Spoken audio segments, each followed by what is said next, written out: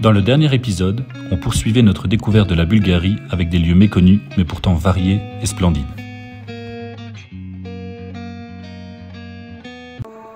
Nous, c'est Marine et Valentin, deux Belges qui se rencontrent lors d'un voyage au Canada. Nous avons exploré le continent nord-américain dans une voiture familiale pendant 1 an et demi. Aujourd'hui, nous voici sur les routes européennes avec Balavan, un jumper L3 H2 aménagé par nos soins. C'est parti pour la Balaventure.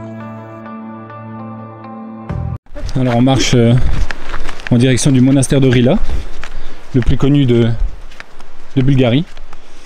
Il y a un parking juste en face, oui. Mais il coûte 10 lev, 5 €. Donc 5 €. Donc on a pris l'option radin, encore une fois. Yes. On a été se garer sur le bord de la route à 500 mètres. Ouais, 500 mètres. Et on marche à 500 mètres gratuitement. Mais apparemment, on n'est pas les seuls. 5 minutes later. Bon, on refait les 500 mètres. Parce que Marine n'a pas pu rentrer à cause de son short et de son débardeur. Donc elle a mis une belle petite robe. Et on remarche donc les 500 mètres gratuits. Parce que ça aurait été con d'acheter un habit qui vendait à 10 lev en haut.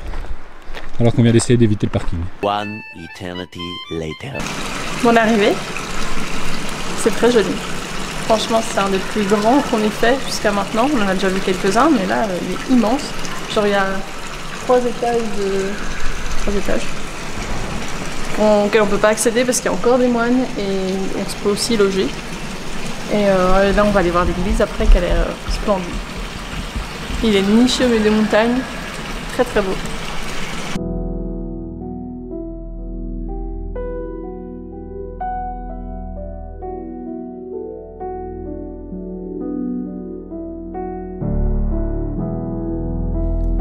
Le monastère de Rila est le plus grand complexe monastique de Bulgarie. Fondé au Xe siècle par Jean de Rila au cœur des montagnes, il est considéré comme un symbole de la Renaissance bulgare.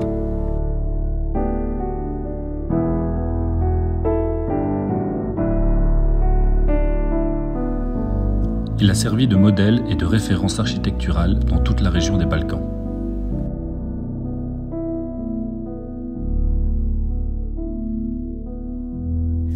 Comme dans la majorité des églises bulgares, il est soit interdit, soit payant de filmer à l'intérieur de l'église. Ici, à Rila, l'intérieur reste relativement sombre et comme souvent chargé, mais l'intérêt est vraiment dans les peintures qui ornent tout l'extérieur.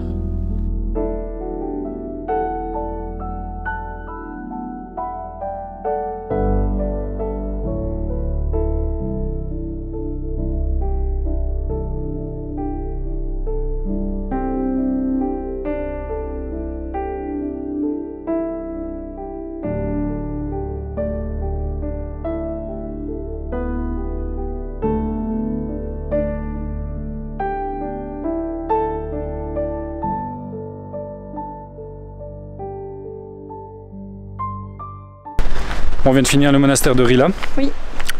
On a enfin réussi à rentrer.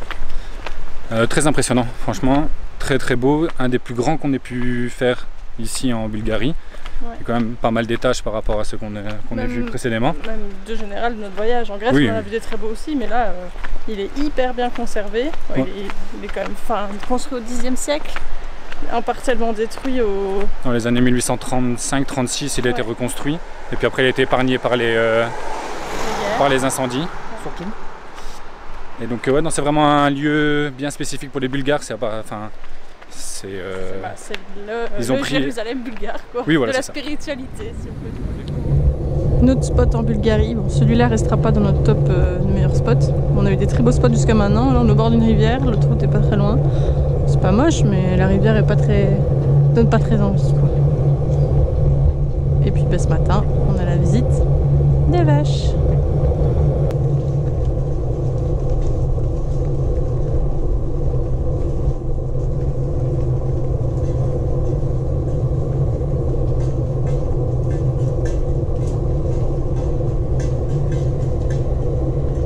Quoi? Il y en a une qui a chopé le rétro? Mais non.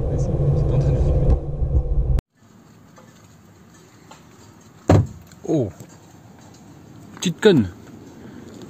Elle m'a niqué mon rétro. Non mais, gros cul.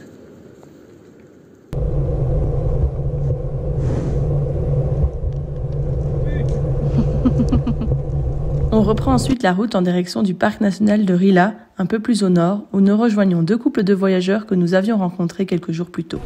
On est sur le télésiège de nouveau. Cette fois-ci, on monte vers les 7 lacs. 7 lacs du Rila. On devait la faire hier, mais on a vu en fait, on a su par des locaux que le 19 août, donc aujourd'hui, c'est une journée spéciale aux 7 lacs. Il y a une secte. Ouais, il y a une genre de secte, ils s'habillent tous en blanc, ils dansent, on sait pas trop à quoi s'attendre, mais en tout cas, il y a vraiment beaucoup de monde. Le télésiège, il est ouvert 1 heure plus tôt, et donc on a un peu hâte de voir ça. Non, on ne le savait pas, donc on est 1 heure trop tard. On est une demi-heure avant l'ouverture à la base. Oui. Non, on est bien. Mais par contre, c'est full monde sur le parking. Ouais, c'est on n'a jamais vu ça. Et donc, pour aller voir danser des gens en blanc, moi je suis chaud. Ouais, on espère que ça va être cool. Et on est avec Camille et Julien, et puis derrière Clémentine et Paul. Ouais. Voilà, donc ça va être une bonne journée.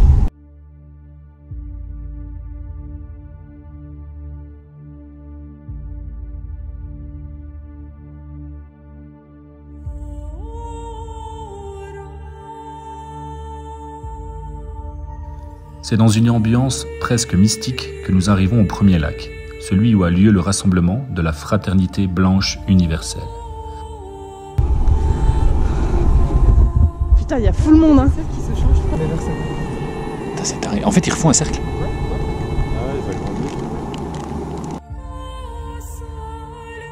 Petit à petit, on voit des cercles se former dans un grand calme. Puis, ils se mettent en mouvement dans une danse rituelle accompagnée de chants qui devraient les relier au rythme de l'espace. Venus de divers pays, ils se réunissent chaque année sur le site des 7 lacs du Rila pour pratiquer la paneurythmie, un mélange de mouvements, de gymnastique et de danse méditative. C'est dans ce magnifique cadre, à 2100 mètres d'altitude, que les pèlerins entièrement vêtus de blanc fêtent leur nouvel an spirituel avec leur ballet rituel pendant plus d'1 heure, au son des chants et des violons. Écoutez plutôt.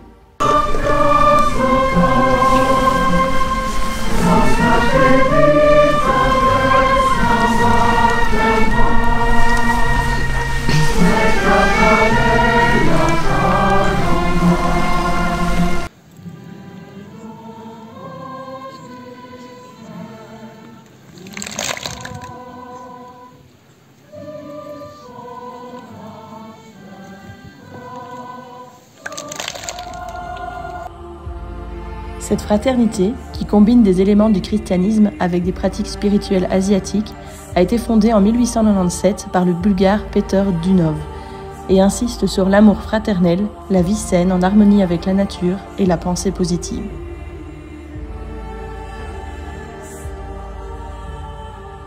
L'Église catholique la qualifie de secte, malgré qu'elle compte des dizaines de milliers d'adeptes, y compris en France, en Belgique ou en Suisse.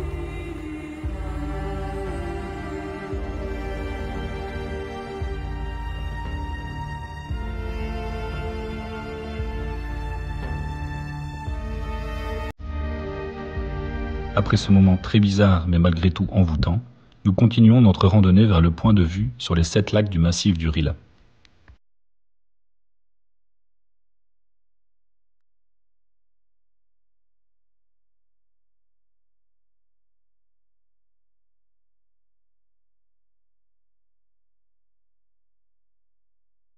Le chemin continue de grimper progressivement et nous passons à côté de lacs de montagne encore plongés dans les nuages.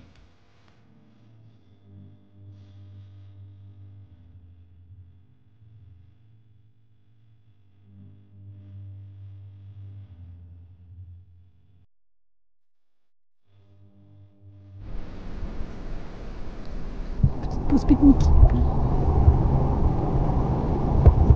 De 1 heure.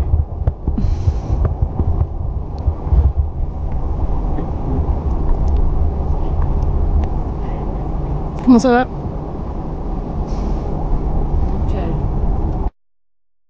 Heureusement, après quelques minutes de patience, nos efforts ne furent pas vains et la vue s'est dégagée sur les superbes lacs.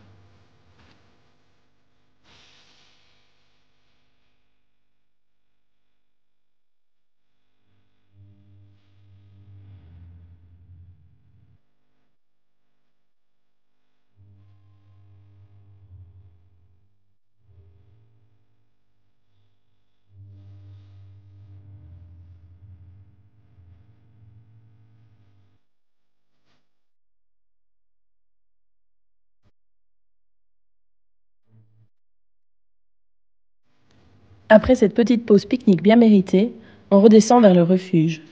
Le chemin fait une boucle et nous retrouvons une bonne partie des pèlerins de la fraternité sur le sentier qui ont planté leur tente autour du refuge. On fera d'ailleurs la connaissance d'une Française adepte de la fraternité qui nous parlera beaucoup de la pratique.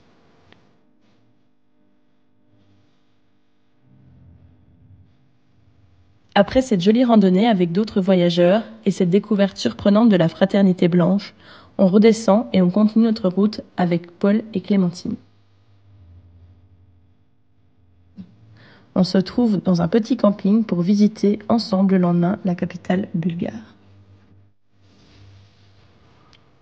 Et bienvenue à Sofia, capitale de la Bulgarie. Elle est la ville la plus peuplée du pays et également la 4e plus grande ville des Balkans, après Istanbul, Athènes et Belgrade.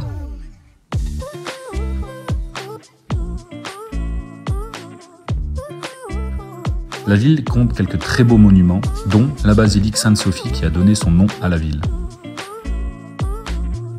On poursuit ensuite par l'impressionnante cathédrale Alexander Nevski, construite entre 1882 et 1912 dans le style byzantin, typique des églises russes du 19e siècle. Elle peut contenir jusqu'à 7000 personnes. Alors, vos impressions? Payant.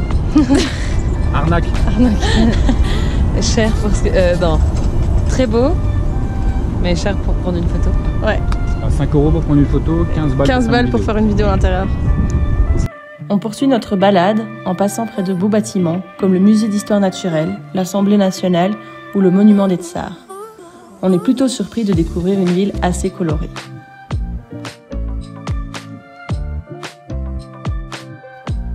Et qui dit capitale, dit aussi shopping.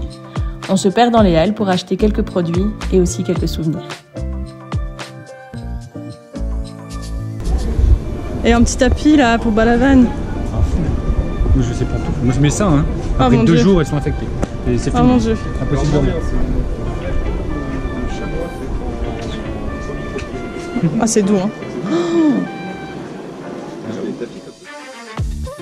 Puis, nous quittons Sofia et trouvons un joli spot en pleine nature à 30 minutes, car nous avons un événement à fêter. Allez, on se louffe! Et joyeux Merci. anniversaire! On dit merci à Clem et Paul d'avoir été en mission gâteau. Vous fêtez les 25 ans? On a passé la Nif de Val sur un petit spot, bien posé. On a bouffé du gâteau, on a picolé. Ah bah gros. Et voilà, et maintenant c'est... Ouais, Maintenant faut prendre la route. ouais, c'est l'heure des au revoir. Yes. Ils continuent vers la Serbie. Et nous on va vers la Macédoine.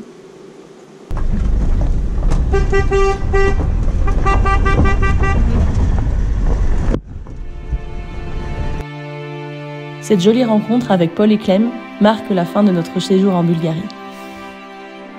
Le prochain épisode sera la fin de ce premier long voyage avec Balavan. Nous rentrons vers la Belgique en faisant quelques arrêts par la Macédoine, la Serbie et l'Italie. Et ça ne sera pas sans mal pour les passages de frontières. On vous laisse sur ces images des 7 lacs du Rila et on repart ravis d'avoir pris le temps de découvrir la beauté de la Bulgarie dont on ne connaissait rien et on n'attendait rien. Pour nous suivre, abonnez-vous sur YouTube et Instagram. À bientôt!